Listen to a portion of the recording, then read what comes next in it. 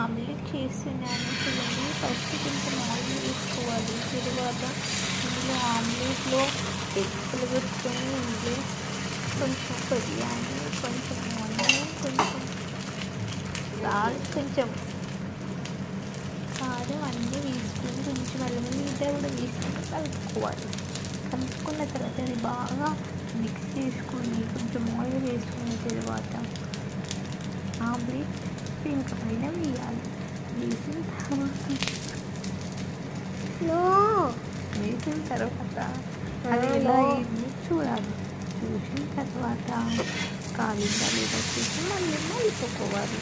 కొంచెం dark brown colour వచ్చిన తర్వాత అంత రాకుండా సరే కొంచెం కలర్ వచ్చినా చాలు. అంతే, మన ఆమ్లెట్ తయారైపోయింది. ఓకే.